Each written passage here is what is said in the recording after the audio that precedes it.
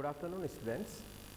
आज हम लोग बात करने वाले हैं एक इम्पॉर्टेंट टॉपिक है हमारा पॉलीमर, ठीक है, जिसे हिंदी में बहुलक कहा जाता है। फाइन, बहुलक से रिलेटेड, पॉलीमर से रिलेटेड इस टॉपिक से रिलेटेड भी क्वेश्चन यूपीएससी एमपीपीएससी में पूछे गए हैं, ठीक है। तो इस टॉपिक को हम आज कवर करने वाले हैं। चलिए तो देखते हैं हम पॉलीमर क्या होता है, बहुलक क्या होता है। इस पॉलीमर का हमारे डेली लाइफ में बहुत ज़्यादा यूज़ होता है। हम भी हमारे दैनिक जीवन में रोज़मर्रा के कामों में कई सारे बहुलकों का उपयोग करते हैं, ठीक है, और वो जनरली हमें पता भी नहीं होता है, ठीक है। बट इनका बहुत ज़्यादा यूज़ इसलिए होता है क्योंकि जैसे हमने मेटल के केस में अलॉय फॉर्मेशन किया था, जिससे मेटल की जो क्वालिटीज़ है, जो प्रॉपर्टीज़ है, वो इम्प्रूव हो जाती है। वैसे ही पॉलीमराइजेशन करके जब पॉलीमर बनाया जाता है तो उसकी भी जो प्रॉपर्टीज़ है वो इंक्रीज़ हो जाती है और वो यूज़ करने में बहुत ही आसान और चीप हो जाता है, जिसकी वजह से वो है बहुत ज़्यादा काम में आने लगता है। तो देखिए डेली लाइफ में जैसे आपने देखा होगा कि रबर का हम बहुत ज़्यादा यूज़ करते हैं। रबर के हमारे बाइक में टायर्स होते हैं, ठीक है। रबर के जो है कई तरह के इलेक्ट्रिकल अप्लाइंसेस में भी रबर यूज़ किया जाता है। उसके बाद में रबर का जो यूज़ है वो आपके पेंसिल से लेकर के और जो है बड़ी बड़ी जो मोटर बाइक से गाड़ियाँ हैं उनके टायर्स बनाने में और इस तरह की कई सारी चीज़ों में यूज़ किया जाता है। तो रबर क्या है? रबर एक नेचुरल पॉलीमर है, ठीक है। वो प्रकृति से मिलने वाला एक, केवल हम उसको वल्केनाइज करते हैं, वो अभी आगे मैं बताने वाला हूँ। तो कहने का मतलब रबर जो है एक बहुलक है जो हमारे दैनिक जीवन में बहुत उपयोगी होता है, ठीक। फिर उसके बाद जैसे पीवीसी है, पीवीसी के पाइप्स हम यूज़ करते हैं, ठीक है। सुना ही होगा ये नाम तो आप सभी ने कि पीवीसी का यूज़ होता है। फिर उसके बाद में अगर हम मैक्रोमोलिकुलर कंपाउंड्स की बात करें तो स्टार्च होता है, ठीक है, ग्लूकोज होता है, ये सब पॉलीमर्स हैं। या फिर आपका जो प्रोटीन है वो भी एक पॉलीमर है जो कि अमीनो एसिड से बनता है। एक बायोपॉलीमर है जो कि हमारी बॉडी में भी काम आता है और उसी से प्रोटीन बनता है, ठीक। चलिए तो मतलब कहने का ये है कि बिना पॉलीमर के हमारा जो लाइफ है वो पॉसिबल नहीं है आज की डेट में, ठीक है। पॉलीमर से बनी हुई बहुत सारी चीज़ें हम यूज़ करते हैं और अब हम देखने वाले हैं कि पॉलीमर क्या होता है और वो क्या क्या चीज़ें हैं जो हम यूज़ करेंगे, ठीक। पॉलीमर का मतलब होता है बहुलक। बहुलक मतलब ये वर्ड जो है दो वर्ड से मिलकर बना है। पॉली मीन्स होता है मैनी और मर मीन्स होता है यूनिट। मतलब मैनी का मतलब सभी को पता है कि बहुत सारी, और यूनिट्स मतलब इकाइयाँ।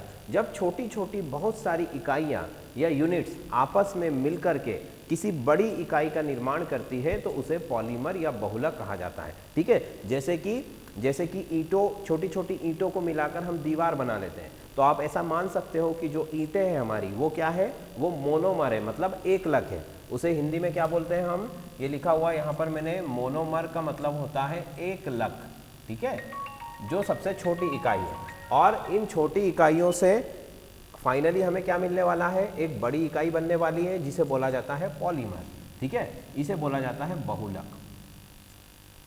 तो छोटी इकाइयाँ कौन सी हुई, जो ईंटें हैं जिनसे हम दीवार बना रहे हैं वो सब एकलक है। और जो बहुलक है वो क्या है, जब दीवार पूरी बन के तैयार हो चुकी है देन उसको हम बोल सकते हैं कि ये बहुलक है, पॉलीमर है, ठीक है। तो अब इसमें देखिए कई तरह की चीज़ें कि हो सकता है कि सारी ईंटें एक जैसी हो, ठीक है, सारी ईंटें कैसी हो, एक जैसे साइज और शेप की हो। जो जनरली ऐसा होता भी है कि ईंटों का सबका शेप एक जैसा होता है। मतलब कि पॉलीमर जिन मोनोमर से बन रहा है उसमें सारे के सारे मोनोमर कैसे हो, सेम हो। ये पहली कंडीशन हो सकती है। दूसरी कंडीशन हो सकती है कि सारे मोनोमर सेम ना हो, मतलब डिफरेंट टाइप के हो।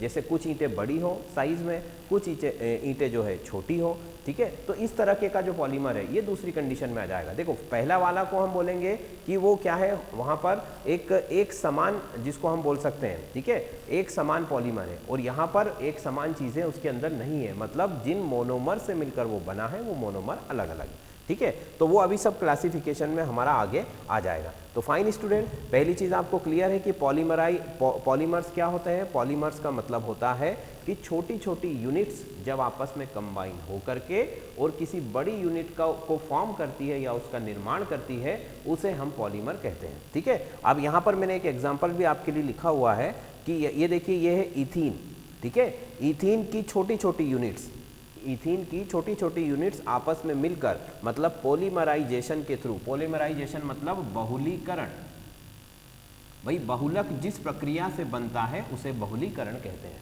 ठीक है। तो पॉलीमराइजेशन मतलब बहुलीकरण के द्वारा इथीन की छोटी छोटी इकाइयां आपस में मिलकर के और क्या बना रही है, पॉलीथीन बना रही है। ये नाम बड़ा सुना होगा आपने।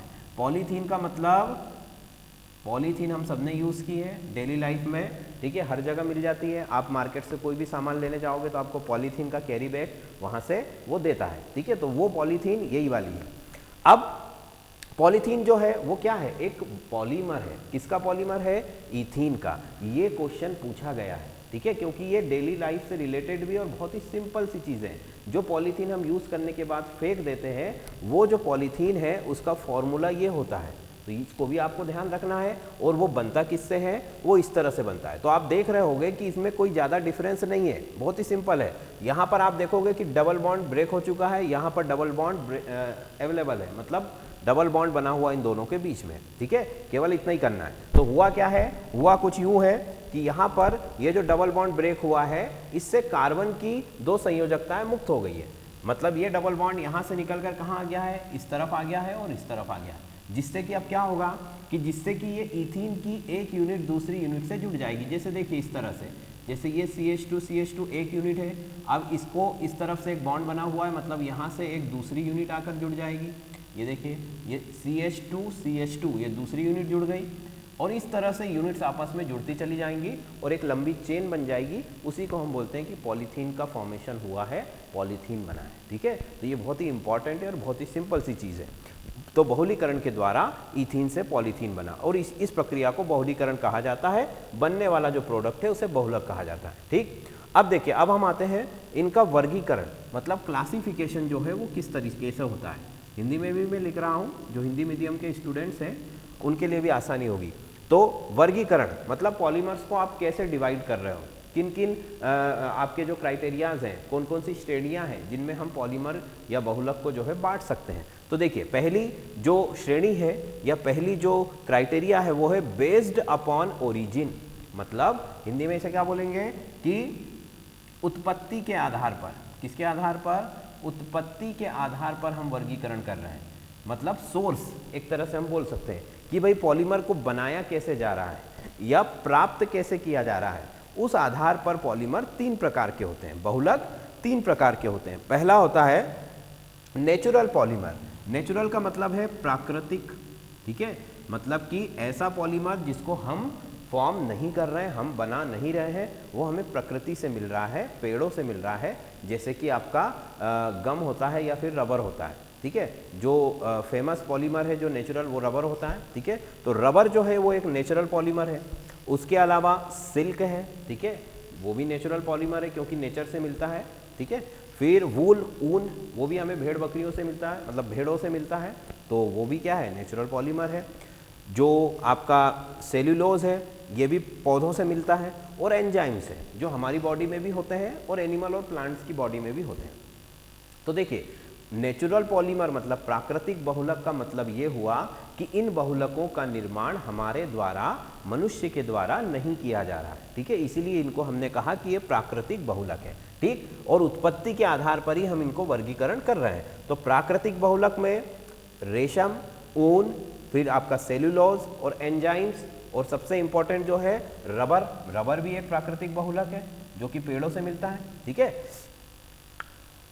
अब देखिए, एंजाइम जो है एक तरह से ये प्रोटीन ही होते हैं, प्रोटीन को ही आप एंजाइम बोल सकते हो, ठीक है। तो ये सब प्राकृतिक बहुलक है, कुछ हमारी बॉडी में भी मिलते हैं और कुछ बाहर से पेड़ पौधों से हमें प्राप्त होते हैं। चलो, अब दूसरा बहुलक जो है वो है सेमी सिंथेटिक। मतलब कि सेमी सिंथेटिक का मतलब क्या हुआ कि इसमें से कुछ पोर्शन तो आप नेचर से ले रहे हो और कुछ पोर्शन जो है वो अपनी तरफ से आप उसमें कोई केमिकल ऐड कर रहे हो। जैसे कि अगर रबर को हम वल्केनाइज्ड करें, ठीक है, मतलब उसका वल्कीनीकरण करें, रबर को क्या कर रहे हैं हम, वल्केनाइज्ड कर रहे हैं। वल्केनाइज्ड का मतलब ये होता है कि जो रबर हमें पेड़ से मिलता है, देखो रबर क्या है, रबर एक रबर ट्री होता है, रबर का पेड़ होता है, इस तरह से नॉर्मल पेड़ जैसा ही होता है दिखने में वो, ठीक है। और क्या करते हैं कि उसको कट लगा करके यहाँ पर एक पॉट लगा दिया जाता है जिसमें उस पेड़ का लिक्विड जो है वो जमा होता रहता है, जो कि रबर होता है, ठीक है। फिर उस लिक्विड को, वो रबर ही होता है, बट अगर उससे हम कोई प्रोडक्ट बनाएंगे तो उसकी लाइफ ज़्यादा नहीं होगी, वो यूज़ करने लायक नहीं होता है। तो उसको एक तरह से आप बोल सकते हो कि उसे प्रोसेस करना पड़ता है, उसे पकाना पड़ता है, ठीक है। तो जब आप उसको पकाते हो, उसी प्रक्रिया को बोला जाता है वल्केनाइजेशन, मतलब वल्कीनीकरण। उसको कैसे पकाया जाता है? कच्चे रबड़ का जो लिक्विड होता है, उस लिक्विड में सल्फर को डालकर, ठीक है, सल्फर को डाल करके उसको हीट किया जाता है, प्रोसेस किया जाता है, जिसके बाद उस रबर में लचीलापन आ जाता है, मतलब इलास्टिसिटी आ जाती है, वो खींचने लगता है और फिर वो हमारे यूज़ करने लायक बन जाता है। तो वो प्रोसेस्ड रबर आप उसे बोल सकते हो। तो कुछ काम उसमें हमने किया और कुछ काम प्रकृति ने कर दिया, तो इसलिए हमने उसको बोल दिया कि वो सेमी सिंथेटिक है, ठीक है। मतलब कि उसमें दोनों चीज़ें हैं, मनुष्य के द्वारा भी है, उसमें कुछ ना कुछ एडिशन है, और प्रकृति के द्वारा भी है। जो टोटली प्रकृति पर है वो नेचुरल, प्राकृतिक बहुलक, और सेमी सिंथेटिक। सेमी सिंथेटिक का मतलब हाफ नेचर और हाफ मैन मेड। फाइन, चलो इसके और भी अदर एग्जाम्पल है। नाइट्रोसेल्यूलोज, ये भी एक सेमी सिंथेटिक पॉलीमर है। उसके बाद सेल्यूलोज एसीटेट, ये भी एक सेमी सिंथेटिक पॉलीमर है। इसमें स्टूडेंट्स आपको इनके फॉर्मूलाज याद करने की ज़रूरत नहीं है, आपको केवल इनके नाम याद रखने हैं जो कि एग्जाम में हमसे पूछे जाते हैं, ठीक है। तो नाम आपको, जैसे आपसे पूछा गया कि सेमी सिंथेटिक पॉलीमर का कोई एग्जाम्पल लिखिए, तो उसमें आप nitrocellulose, cellulose acetate, vulcanised rubber, इस तरह के एग्जाम्पल्स आप लिख सकते हैं, ठीक है। चलिए फिर अगला जो है सिंथेटिक, मतलब कृत्रिम। कृत्रिम का मतलब क्या हुआ कि जो पूरी तरह से मनुष्य के द्वारा बनाया गया है, ठीक है, इसमें प्रकृति का कोई भी योगदान नहीं है, ठीक है। मतलब रसायनों के द्वारा, केमिकल्स को मिला करके, डिफरेंट केमिकल्स को मिला करके, डिफरेंट प्रोसेस अप्लाई करके, और जो है उस रबड़ का, उस पॉलीमर का, उस बहुलक का निर्माण किया गया है, उसे बोला जाता है सिंथेटिक। वो तो नाम से ही क्लियर हो जाता है कि सिंथेटिक का मतलब है टोटली मैन मेड है। इसमें एग्जाम्पल्स आप क्या लिख सकते हो? पीवीसी, ठीक है, जो पीवीसी वगैरह के पाइप बनते हैं, पॉलीविनाइल क्लोराइड इसका फुल फॉर्म होता है। फिर नायलॉन, ठीक है, नायलॉन भी हमने नाम सुना है इसका, नायलॉन के जूते भी बनते हैं और दूसरी कई तरह की चीज़ें बनती है। बेकेलाइट, ठीक है, बेकेलाइट एक तरह का कोटिंग मटेरियल होता है जो कोट करने के लिए किसी भी सरफेस के ऊपर वो एक तरह से, हिंदी में उसे बोल सकते हैं हम, लेपन किया जाता है, ठीक है, उस सरफेस को प्रोटेक्ट करने के लिए, उसे बचाने के लिए, ठीक है। वो अभी आगे उसके यूज़ में हमें पता चल जाएगा। तो बेकेलाइट ये भी एक प्योर सिंथेटिक है, मतलब केमिकल्स के द्वारा बनाया हुआ है। नायलॉन ये भी केमिकल्स के द्वारा है, और पीवीसी, पॉलीविनाइल क्लोराइड, ये भी केमिकल्स के द्वारा बनाया गया।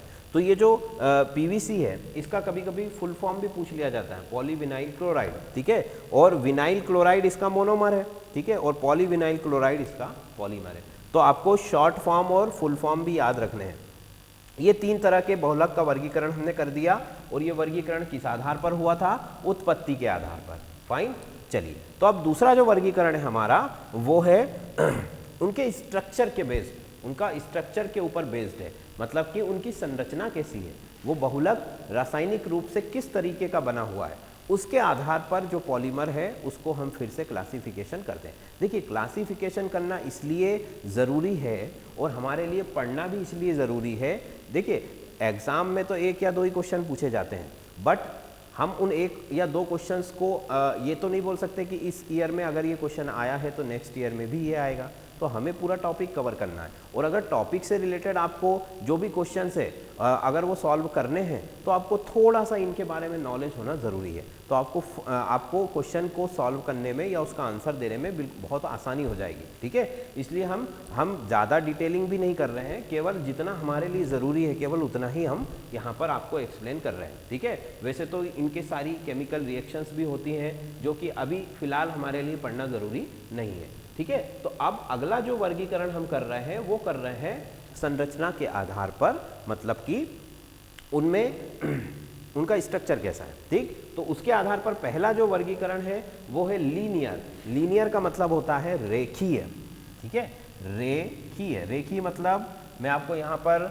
स्ट्रक्चर बना के बता देता हूँ थोड़ा सा, तो आपको उससे बहुत अच्छे से समझ में आ जाएगा, ठीक है। ये तो हमारा हो गया, तो इसको थोड़ा सा हम रब कर देते हैं, थोड़ी सी जगह बना लेते हैं यहाँ पर। देखिए, तो लीनियर पॉलीमर का स्ट्रक्चर किस तरह से होगा?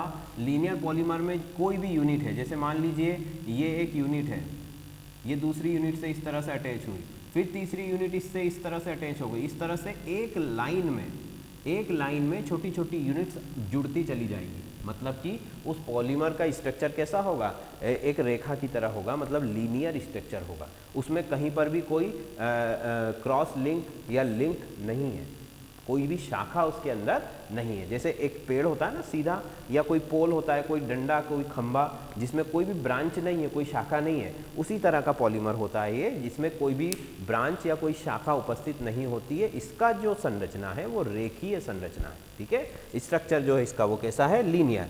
अब लीनियर स्ट्रक्चर में कौन कौन से पॉलीमर्स आते हैं, नायलॉन पॉलीमर जो है वो लीनियर स्ट्रक्चर के अंदर आता है, पॉलीस्टर वो भी लीनियर के अंदर आता है। तो ये एग्जाम्पल्स आपको उनके क्लासिफिकेशन के साथ याद करने पड़ेंगे, ठीक है। अदरवाइज क्या होगा कि ये सब मिक्सड अप हो सकते हैं, ये मिल सकते हैं, क्योंकि बहुत सारे यहाँ पर आपको दिख रहा होगा कि देखिए नायलॉन यहाँ पर भी है और नायलॉन यहाँ पर भी है, ठीक है, बट ये कैटेगरी अलग है और ये कैटेगरी अलग है। ये सिंथेटिक है तो यस नायलॉन सिंथेटिक है, और ये लीनियर है तो यस नायलॉन लीनियर पॉलीमर है, तो दोनों ही जगह आ रहा है, तो हमें ये भी ध्यान रखना होगा। तो लीनियर पॉलीमर में नायलॉन और पॉलीस्टर, और उसका मतलब होता है इस तरीके से जो चेन है वो सीधी सीधी बनती चली जाए, बीच में कोई भी डिस्टरबेंस या कोई भी ब्रांचेस या कोई शाखाएं वहां पर नहीं है, ठीक। दूसरा है आपका ब्रांच्ड पॉलीमर, मतलब शाखित। तो वो तो नाम से ही क्लियर हो रहा है आपको कि इसके अंदर किस तरीके की संरचना होगी, जिसमें ब्रांच हो। जैसे मान लो ये सीधी चेन है, तो मान लीजिए यहाँ से फिर से एक चेन शुरू हो गई छोटी सी, ये इस तरीके से नीचे जाने लगा अब आपका पॉलीमर, ठीक। फिर आप देखोगे कि यहाँ ऊपर भी हो सकता है एक चेन शुरू हो जाए, मतलब कि ब्रांचेस अवेलेबल है इसके अंदर शाखाएं हैं, सीधी संरचना नहीं है। यहाँ पर जगह जगह पर आपको शाखाएं मिलेंगी, तो उसे हम बोलेंगे ब्रांच्ड या फिर शाखीय पॉलीमर। अब इसके अंदर एग्जाम्पल कौन कौन से आते हैं, देखिए आप कि स्टार्च है और ग्लाइकोजन, स्टार्च ग्लाइकोजन इस तरीके के जो एग्जाम्पल्स है ये ब्रांच्ड पॉलीमर के अंदर आते हैं, ठीक है। अब ये तो दोनों तो नाम से आपको क्लियर हो ही रहे हैं कि लीनियर मतलब जो रेखा है और ब्रांच्ड मतलब जो इस तरीके से ब्रांच्ड हो गई। अब नेक्स्ट है आपका cross linked polymer. Cross linked polymer का मतलब होता है कि इसका मैं स्ट्रक्चर आपको बनाकर बताता हूँ, ये इस तरीके का स्ट्रक्चर होता है। देखिए क्रॉस लिंक्ड में मतलब लिंकेज होती है बहुत सारी, ये देखिए ये स्ट्रक्चर आपको बनाया तो आपको हमेशा के लिए याद हो जाएगा। जैसे मान लीजिए ऊपर वाला जो आपका जो चेन है वो नीचे वाली चेन से अटैच हुई इस तरीके से, ठीक है, ये अटैच हो गई। फिर ये चेन नीचे वाली चेन से अटैच्ड है, फिर ये भी नीचे वाली चेन से अटैच्ड है। इस तरीके से क्रॉस्ड लिंक मतलब कि यहाँ पर कई सारे अटैचमेंट है, ठीक है। जैसे कि हम बोलते हैं ना कि कोई भी कपड़े को वीव कर रहे हैं, बुन रहे हैं, तो एक दूसरे धागे एक दूसरे में गुथे हुए हैं बिल्कुल, ठीक है। तो उसी तरीके से यहाँ पर भी जो आपका जो पॉलीमर है उसकी जो चेन्स हैं वो आपस में एक दूसरे से क्रॉस लिंक्ड है, आपस में एक दूसरे से जगह जगह पर जुड़ी हुई है, और इसीलिए इसे बोला जाता है क्रॉस्ड लिंक पॉलीमर, ठीक है। तो क्रॉस्ड लिंक पॉलीमर का एग्जाम्पल क्या है, बेकेलाइट, मेलामाइन और फॉर्मेल्डिहाइड। हमारे लिए मेन चीज़ क्या है, उसकी कैटेगरी याद रखना और उसका जो एग्जाम्पल है उसको याद रखना, ठीक है। तो यहाँ पर बेकेलाइट, मेलामाइन और फॉर्मेल्डिहाइड ये तीन इसके एग्जाम्पल है, और ब्रांच्ड पॉलीमर में स्टार्च और ग्लाइकोजन, ठीक। तो अभी हमने दो कैटेगरी यहाँ पर कवर कर ली।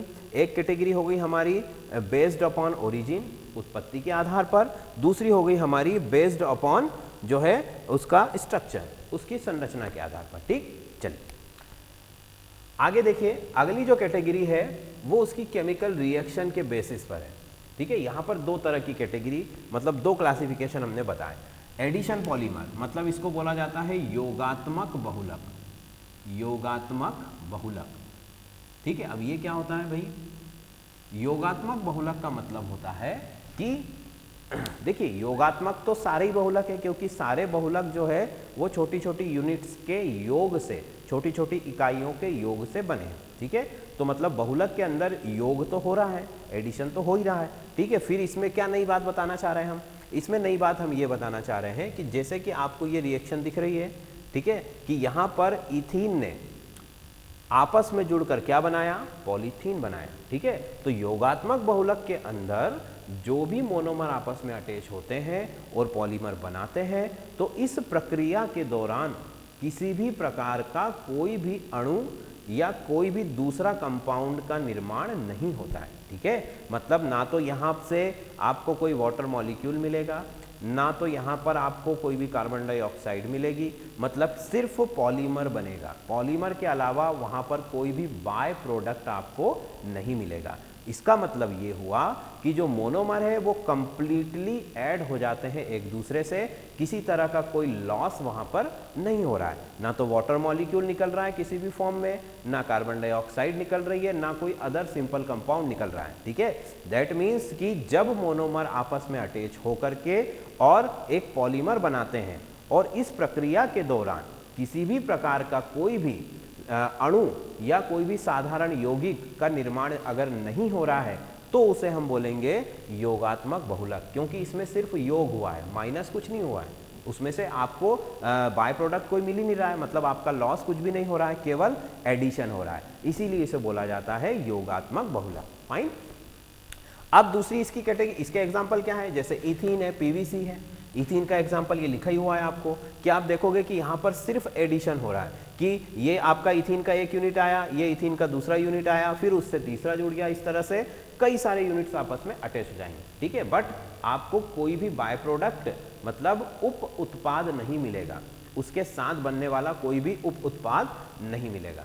तो इस घटना को बोला जाता है योगात्मक बहुलीकरण और उस बहुलक को बोला जाता है योगात्मक बहुलक। वो एग्जाम्पल उसके लिखे हुए हैं, इथीन और पॉलीविनाइल क्लोराइड। ठीक, अब दूसरा पॉलीमर देखिए, इसके कैटेगरी में दूसरी कैटेगरी क्या है, कंडेंसेशन पॉलीमर, मतलब संघनन बहुलक।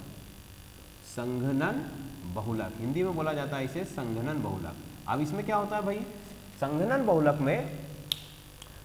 बहुलक में जब भी ये प्रक्रिया होती है कि छोटी छोटी यूनिट्स आपस में मिलकर के जो है वो बड़ा यूनिट बना रहे हैं। ठीक है, तो उस जो घटना है, ठीक है, वो जो प्रक्रिया है उसके दौरान कोई भी छोटा अणु या वाटर मॉलिक्यूल वहाँ से निकलता है। ठीक है, पहले वाले में नहीं निकल रहा था बट दूसरे वाली में निकल रहा है। जैसे कि नायलॉन 66 का जब निर्माण होता है तो वाटर मॉलिक्यूल वहाँ से निकलता है, बट जब पीवीसी का फॉर्मेशन होता है तो कोई भी किसी भी तरह का कोई भी गैस या लिक्विड वहाँ से बाहर नहीं निकलता है। इन दोनों में बेसिक डिफरेंस यही है, योगात्मक बहुलीकरण में कोई भी उप उत्पाद नहीं बनता है, परंतु संघनन बहुलक में जल, कार्बन डाइऑक्साइड, ऐसे कोई भी साधारण, ठीक है, ऐसा नहीं कि कोई कॉम्प्लिकेशन बहुत ही कॉम्प्लिकेटेड कंपाउंड बन गया है, सिंपल कंपाउंड वहाँ पर फॉर्म होता है। ठीक है, और इसीलिए इसको बोला जाता है कंडेंसेशन पॉलीमर संघनन बहुलक। और योगात्मक बहुलीकरण में सिर्फ योग होता है और संघनन बहुलक में योग तो होता है भाई, मोनोमर तो आपस में जुड़ेंगे, एकलक आपस में जुड़ेंगे, बट साथ में क्या होगा, कोई ना कोई एक कंपाउंड बाहर भी निकलेगा, मतलब माइनस भी होगा। तो इसमें प्लस भी हो रहा है और साथ में माइनस भी हो रहा है, बट इसमें सिर्फ क्या हो रहा है, प्लस हो रहा है, इसीलिए दोनों अलग अलग है। फाइन, तो ये कुछ कैटेगरीज है और पॉलीमर्स की डेफिनेशन और उससे रिलेटेड कुछ इंफॉर्मेशन। अब अगेन बहुत ही मेन चीज़ जो कि है यूजेस, क्योंकि ज़्यादातर ये पूछे जाते हैं कि पॉलीमर के यूजेस क्या है, कौन सा पॉलीमर का क्या यूज है, तो वो भी हम फटाफट देख लेते हैं। तो देखिए पीवीसी जो है हमारा, पीवीसी का जो यूज़ है वो इलेक्ट्रिकल वायर बनाने में भी होता है, आपकी विंडोज़ जो होती है उनकी फ्रेम बनाने में किया जाता है, और पाइप्स जनरली इसका यूज़ पाइप बनाने में ही किया जाता है। ठीक है, जो कि वेल नोन है, सभी लोग जानते हैं कि पीवीसी का पाइप होता है, मार्केट में मिलता है। ठीक है, अलग अलग तरीके का। तो पीवीसी का जनरल जो यूज़ है वो पाइप बनाने में किया जाता है। वाटर पाइप भी हो सकता है, जैसे कि सीवेज का पाइप वो भी हो सकता है, या किसी भी तरह का कोई दूसरा पाइप वो भी हो सकता है, फ्रेम बनाने के लिए भी यूज़ हो सकता है। तो इस तरह से बेसिकली जो है ये पाइप बनाने में यूज़ किया जाता है। ठीक, चलिए, तो ये हो गया। अब अगला देखिए पीएफटी, इसका यूज़ जो है वो कोटिंग के लिए होता है। ठीक है, कोटिंग का मतलब क्या होता है कि जैसे हम देखते हैं ना कि मार्केट में नॉन स्टिकी जो है आपके मतलब जिन पर खाना चिपकता नहीं है ऐसे भी बर्तन मिलते हैं। ठीक है, एक तो स्टील या एल्यूमिनियम इस तरह की मेटल के जो पॉट्स और बर्तन जो मार्केट में मिलते हैं, और दूसरे जो होते हैं जो आपको बोल के दिया जाता है कि इस पर खाना बनाते समय खाना इसमें चिपकता नहीं है, मतलब ये नॉन स्टिकी है। तो ऐसे जो आपके वेयर्स होते हैं उनके ऊपर इस पॉलीमर का कोट किया जाता है, मतलब उसको एक तरह से उसको लेप कर दिया जाता है, उस पर पेंटिंग कर दी जाती है, जिससे कि ये क्या करता है, ये नॉन स्टिकी होता है, मतलब अपने ऊपर किसी भी दूसरे मटेरियल को चिपकने नहीं देता है। ठीक, वैसे ज़्यादातर इसका यूज़ जो है वो लेबोरेटरीज़ में होता है, ठीक है। लेबोरेटरीज़ मतलब जो प्रयोगशालाएं होती हैं जिनमें हम जो भी ग्लास वेयर्स यूज़ करते हैं, कांच के जो भी बर्तन वहाँ पर यूज़ किए जाते हैं, उनके ऊपर इसका कोटिंग किया जाता है ताकि कोई भी केमिकल, कोई भी सब्सटेंस उस पर चिपके नहीं और वो आसानी से वॉश हो जाए, ठीक है। नहीं तो अदरवाइज़ क्या होगा कि फिर कोई भी अगर ग्लास वेयर्स को अगर आपको साफ़ करना हो तो बहुत ज़्यादा मेहनत करनी पड़ेगी, ग्लास वेयर के टूटने का खतरा होता है। इसीलिए उनके ऊपर इसकी कोटिंग कर दी जाती है जिससे कि वो आसानी से क्या होता है, निकल जाता है और उस पर चिपकता नहीं है। फाइन। फिर अगला है आपका पॉलीमर रबर। तो रबर का यूज़ तो मुझे नहीं लगता किसी को बताने की ज़रूरत है। रबर का तो मल्टी यूज़ होता है, कई जगहों पर होता है, ठीक है, और सब लोग जानते भी हैं। रबर का यूज़ सीलिंग में भी होता है, मतलब अगर किसी वॉल्व को या किसी मशीन को के किसी पार्ट को आपको सील करना है, वहाँ भी उसका यूज़ करते हैं हम, ठीक है। दूसरा, टायर्स बनाने में तो होता ही है, टायर्स बनाने में, कई तरह के ट्यूब बनाने में, ठीक है। और उसके बाद में जो है रबर की कई सारी चीज़ें भी बनती है, जैसे खिलौने भी बनते हैं रबर के, ठीक है। फिर मैट भी बनता है और जैसे कि मान लीजिए आपको जो एनिमल्स होते हैं, ठीक है, उनके बैठने के लिए भी और उनको एक तरह से जो ब्रश करने के लिए, ब्रश करने का मतलब कि एनिमल्स की जो बॉडी में, मतलब जैसे हमें खुजली होती है तो उनको खुजली, बड़े बड़े जो फॉर्म्स होते हैं वहाँ पर एक पूरा मैकेनिकल सिस्टम लगा होता है जिसमें रबर के कई सारे ब्रशेस होते हैं जो जानवर को सहलाने का या उसको नहलाने का काम करते हैं, तो वहाँ पर भी उसका यूज़ होता है। मैट बनाने में भी यूज़ होता है, टायर्स, ट्यूब, ठीक है, और भी दूसरी कई तरह की चीज़ें जो हैं वो रबर की बनाई जाती हैं, ठीक है, जो कि मल्टी यूज़ है। और ये सारा का सारा रबर कौन सा होता है, ये वल्केनाइज्ड रबर होता है, मतलब वल्कीनीकृत रबर होता है। सल्फर के साथ इसको गर्म करके और पकाया जाता है, ठीक है, जिससे इसमें लचीलापन आता है। नेचुरल रबर जो होता है उसमें ज़्यादा इलास्टिसिटी नहीं होती है, मतलब उसको आप ज़्यादा खींच नहीं सकते, वो टूट जाएगा, ठीक है। बट जो वल्केनाइज्ड रबर है, जो सल्फर के साथ गर्म करके पकाया हुआ रबर है, उस रबर में इलास्टिसिटी बढ़ जाती है, मतलब आप उसको खींच सकते हो, इसीलिए उसके कई तरह के हम प्रोडक्ट बना सकते हैं, ठीक। फिर अगला देखिए, नाइट्रोसेल्यूलोज। इसका जो यूज़ है, नाइट्रोसेल्यूलोज कहाँ पर लिखा था हमने, ये देखिए, ये सेमी सिंथेटिक है, मतलब इसमें जो सेल्यूलोज है वो नेचुरल है और जो नाइट्रो है वो क्या है, सिंथेटिक है। तो इसका जो यूज़ है वो एक्सप्लोसिव बनाने में किया जाता है। एक्सप्लोसिव जैसे कि आपका जो आपके पटाखे होते हैं दिवाली के, जो रॉकेट्स वगैरह या कोई भी ऐसी चीज़ जो फटती है, जैसे बारूद जिसको हम बोल सकते हैं, उस तरीके की चीज़ें या उससे रिलेटेड कोई भी वस्तुएं बनाने में इसका उपयोग किया जाता है। तो नाइट्रोसेल्यूलोज एक एक्सप्लोसिव सब्सटेंस है, मतलब फटने वाली चीज़ है, ज्वलनशील चीज़ है, और उसी तरीके की कैटेगरी के सामान बनाने में उसका उपयोग किया जाता है, ठीक। फिर Bakelite. Bakelite as a insulator. Insulator का मतलब होता है कि जो कि इलेक्ट्रिसिटी को या हीट को अपने अंदर से पास होने ना दे, ठीक है।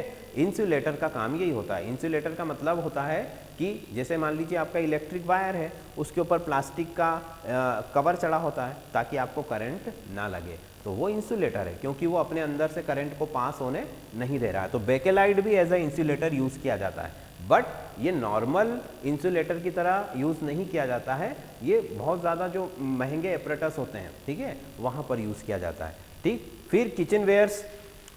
किचन वेयर्स के ऊपर कोट करने में, भाई ज़्यादातर जो कोटिंग होती है, देखो लेबोरेटरी के जो वेयर्स हैं, जो लेबोरेटरी के कंटेनर्स थे, उन पर हमने जनरली आपका ये वाला पॉलीमर जो है वो कोट किया था, और किचन वेयर्स जो होते हैं वहाँ पर हम बेकेलाइट का यूज़ करते हैं, ठीक है। नॉन स्टिकी जितने भी वेयर्स होते हैं, किचन अप्लायंसेस होते हैं, उन सभी में हम बेकेलाइट की कोटिंग की जाती है। बेकेलाइट का उसके ऊपर जो है पॉलिश किया जाता है, जिसकी वजह से खाना उस पर चिपकता नहीं है, ठीक है। तो ये कुछ यूजेस हो गए, और आपके पॉलीमर से रिलेटेड आपको मैंने जो भी इंफॉर्मेशन थी वो यहाँ पर मैंने प्रोवाइड कर दी, ठीक है। चलिए, तो अब नेक्स्ट हम जो आज टॉपिक कवर करने वाले हैं वो हमारा टॉपिक रिलेटेड है अगेन साइंस से, मतलब कि हमारा जो रसायन शास्त्र वाला पोर्शन है उसी से रिलेटेड है। देखिए स्टूडेंट, यहाँ पर एक जो क्वेश्चन हमसे पूछा गया था और यहाँ पर जो आपके पेपर में आया था वो ये था कि विद्युत अपघट्य क्या होते हैं, ठीक है। विद्युत अपघट्यों के ऊपर आपको थोड़ी सी एक टिप्पणी लिखनी थी और या फिर आपको 2-3 लाइन में उसकी इन्फॉर्मेशन देनी थी कि विद्युत अपघट्य क्या होते हैं। बहुत ही छोटी सी चीज़ है ये, तो मैं इसको फटाफट आपको बता देता हूँ, ठीक है, 5 मिनट में हो जाएगा। तो देखिए विद्युत अपघट्य क्या होते हैं। विद्युत अपघट्य, विद्युत अपघट्य इसे इंग्लिश में बोला जाता है इलेक्ट्रोलाइट, ठीक है। इलेक्ट्रोलाइट, व्हाट इज इलेक्ट्रोलाइट, मतलब विद्युत अपघट्य क्या होते हैं। तो इसको हम समझते हैं कि विद्युत अपघट्य ऐसे पदार्थ होते हैं जो किसी विलयन में जाने पर अपने घटकों में टूट जाते हैं, ठीक है। क्या होते हैं ऐसे पदार्थ, जैसे मान लीजिए मैंने NaCl मतलब साधारण नमक जो हम खाते हैं डेली लाइफ में, उस नमक को अगर आप पानी में डालते हो और नमक का विलयन बनाते हो, ये नमक का विलयन बन गया, ठीक है, नमक का सॉल्यूशन बन गया ये। तो जब इसमें नमक अंदर गया तो वो नमक क्या हो जाता है, टूट जाता है। NaCl Na पॉजिटिव और Cl नेगेटिव में डिसोशिएट हो जाता है, टूट जाता है, उसे बोला जाता है विद्युत अपघट्य। तो हम क्या बोल सकते हैं कि NaCl क्या है, NaCl एक विद्युत अपघट्य है। क्यों है, क्योंकि वो सॉल्वेंट में जाने पर, मतलब विलायक में जाने पर या विलयन में जब वो उपस्थित होता है तब वो अपने घटकों में, अपने आयनों में टूट जाता है, ठीक है। इसीलिए हम उसे कहेंगे कि ये विद्युत अपघट्य है। फाइन, चलो फिर अब विद्युत अपघट्य जो है वो 2 प्रकार के होते हैं। कितने प्रकार के होते हैं, 2 प्रकार के। पहला विद्युत अपघट्य जो है वो होता है प्रबल, प्रबल विद्युत अपघट्य मतलब स्ट्रॉन्ग इलेक्ट्रोलाइट, स्ट्रॉन्ग, और दूसरा होता है वीक मतलब दुर्बल। तो देखिए स्ट्रॉन्ग और वीक, इन दोनों में क्या अंतर है। स्ट्रॉन्ग और वीक, स्ट्रॉन्ग का मतलब ये कि ऐसे इलेक्ट्रोलाइट मतलब ऐसे विद्युत अपघट्य जिनका डिसोसिएशन टोटली हो जाता है, मतलब वो पूरी तरह क्या हो जाते हैं, विलयन में जाने पर टूट जाते हैं, जैसे कि NaCl। NaCl एक स्ट्रॉन्ग इलेक्ट्रोलाइट है, KCl ये भी एक स्ट्रॉन्ग इलेक्ट्रोलाइट है। अब पूरी तरह टूटने का मतलब क्या हुआ, जैसे मान लीजिए आपने नमक के 100 पार्टिकल्स या नमक के 100 मॉलिक्यूल आपने लिए, ठीक है, और उनको उठा के पानी में डाल दिया, तो जब वाटर के अंदर वो जाएंगे तो 100 में से 100 क्या हो जाएंगे, डिसोशिएट हो जाएंगे, टूट जाएंगे। मतलब 100 जो है वो टूटकर 200 पार्टिकल बना लेंगे। बात समझ में आ रही है कि नमक के अगर 100 पार्टिकल आपने मिलाए तो वो 100 के 100 टूट जाएंगे अंदर जाकर, और कितने बना लेंगे, 200 बना लेंगे। एक पार्टिकल 2 हिस्सों में टूटेगा तो मतलब 1 के 2 मतलब 100 के 200। तो इस तरह से जब टोटली डिसोसिएशन होता है, कोई विद्युत अपघट्य पूर्ण रूप से वियोजित हो जाता है, उसे बोला जाता है प्रबल विद्युत अपघट्य, ठीक है।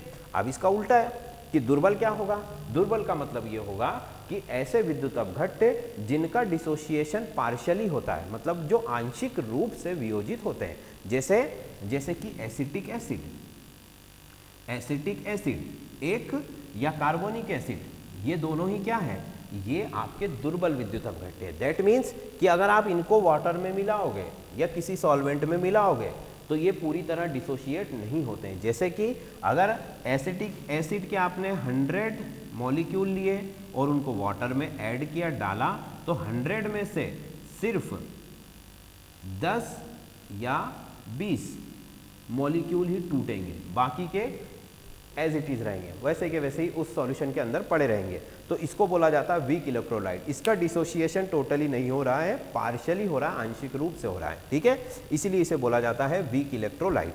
फाइन, तो ये 2 तरीके के इलेक्ट्रोलाइट होते हैं। अब देखिए इसको यहाँ पर मैं इसमें थोड़ी सी एक और चीज़ आपको बता देता हूँ कि इलेक्ट्रोलाइट जब आयंस में टूटता है तो उससे होता क्या है।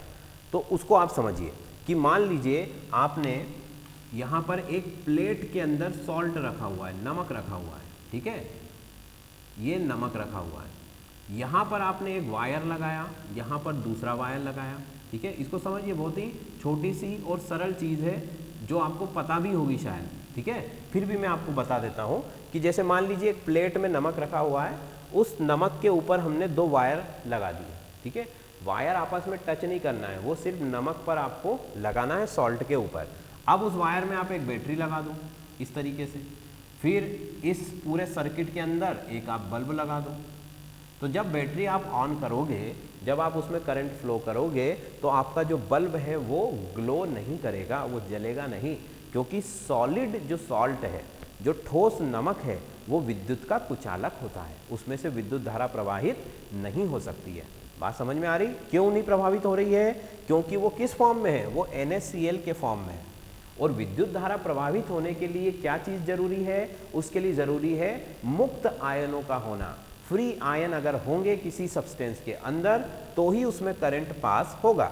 ठीक है, मतलब कि जो सॉलिड सॉल्ट है वो इलेक्ट्रिसिटी का बैड कंडक्टर है, उसमें से विद्युत धारा प्रवाहित नहीं होगी। ठीक, अब इसके उल्टे देखो आप कि जहां पर आपने सॉलिड सॉल्ट रखा था, सॉलिड NaCl, उसकी जगह अब हमने रख दिया सॉल्यूशन, NaCl सॉल्यूशन रख दिया, मतलब NaCl का विलयन। अब इस विलयन के अंदर क्या है? सोडियम आयन और क्लोरीन आयन उपस्थित है, जो कि मुक्त आयन है, जो कि फ्री होकर घूम सकते हैं इधर उधर। अब इसमें अगर आप सेम टू सेम सर्किट लगाते हो कि एक वायर इधर से लगाया, एक वायर इधर से लगाया, यहाँ पर आपने बैटरी लगा दी और एक बल्ब लगा दिया, तब ये क्या करने लगेगा? ग्लो करने लगेगा, जलने लगेगा। क्यों? क्योंकि salt water is a good conductor of electricity. ठीक है, नमक का पानी विद्युत धारा का एक अच्छा चालक होता है, उसमें से आसानी से विद्युत धारा प्रवाहित हो जाती है। क्यों? क्योंकि उसके अंदर जो नमक है वो वियोजित अवस्था में होता है, टूटा हुआ होता है, और इसीलिए उसमें से आयन विद्युत धारा को प्रवाहित करने में सहायता करते हैं। ठीक है, ठोस नमक में विद्युत धारा प्रवाहित नहीं होगी, परंतु सॉल्यूशन के अंदर विद्युत धारा प्रवाहित होगी। क्यों होगी? उसका कारण मैंने आपको बता दिया। तो ये विद्युत अपघट, ठीक, बहुत ही छोटी सी चीज है। और ये क्वेश्चन यहाँ पर पूछा जाता है कि ठोस नमक और लिक्विड वाला जो केस है, या किसी दूसरा भी एग्जाम्पल लिया जा सकता है। ऐसा जरूरी नहीं कि नमक की ही बात की है वो, बट आपको ध्यान क्या रखना है कि जब वो सॉल्यूशन स्टेट में होगा तो वो अपने आयंस में डिसोशिएट रहेगा और इसीलिए वो कंडक्टर बन जाएगा, और जब सॉलिड स्टेट में होगा तो आयंस होंगे ही नहीं, इसलिए कंडक्टिविटी का कोई प्रश्न नहीं उठता है। फाइन।